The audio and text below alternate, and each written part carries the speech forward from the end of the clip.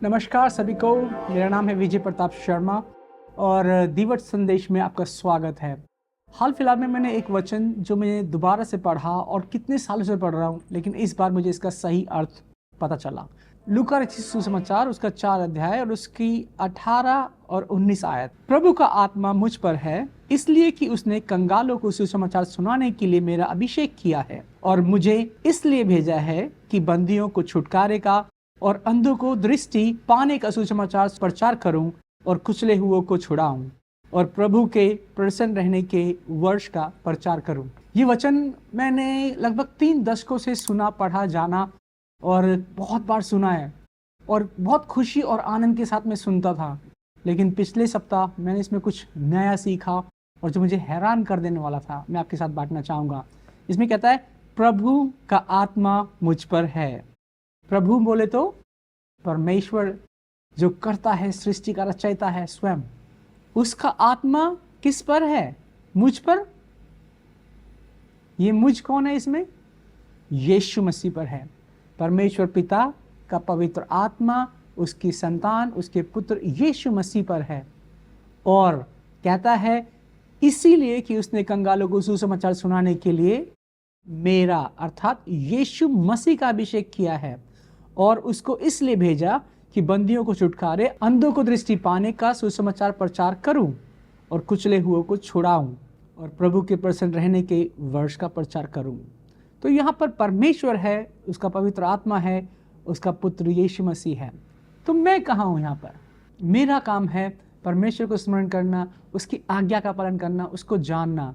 और सुसमाचार ये है कि मेरा काम किसी को चंगा करना, छुड़ाना या चिन्ह चमत्कार करना नहीं है। मेरा काम सिर्फ इतना है कि आपको, अपने जानने वालों को, सगे संबंधियों, पड़ोसियों, दोस्तों को यीशु मसीह तक ले जाना।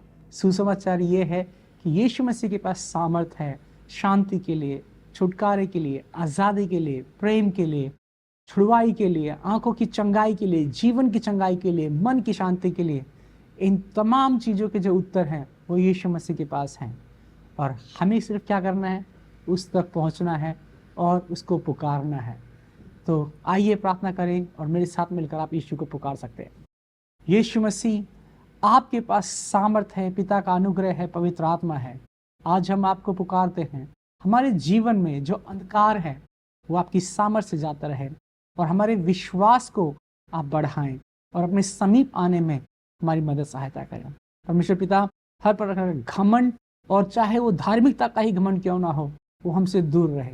परमेश्वर हमें धर्मी और दीन बनाए, अपनी उपस्थिति और अपनी अगुवाई में बढ़ने में मदद सहायता करें। आपके पवित्र और समर्थी नाम से इस प्रार्थना को करते हैं, जैसे सुने और ग्रहण करें। आमीन। परमेश्वर के वचन में आगे बढ़िए। बहुत बार हमने इस वचन को पढ़ते हैं, मैं खुद ही पढ़ता था और मुझे लगता था कि अरे मेरे पास सामर्थ्य है चंगाई करने की, छुटकारा करने की।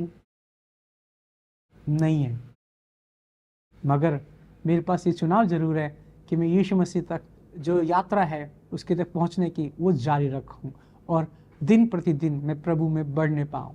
और यही आशा और यही उत्साह मैं आपके साथ बांटना चाहता हूं। प्रभु में आगे बढ़िए, उसके पास चंगाई है, छुटकारा है और उसके पास अनंत जीवन भी है। तो बहुत बहुत धन्यवाद सभी लोगों को एक बार फिर से जय मसीह की और क्रिसमस की बहुत बहुत बधाई। और आने वाला जो नव वर्ष है वो आपके लिए अच्छा और सुंदर हो, ताकि आप परमेश्वर के नज़दीक और उसके समीप जा सकें और उसको गहराई से समझ सकें और अपने रोज़मर्रा के जीवन में उसको पालन कर सकें। यीशु मसीह के नाम से सभी लोगों को अभिवादन और ढेर सारा प्यार। जय मसीह की।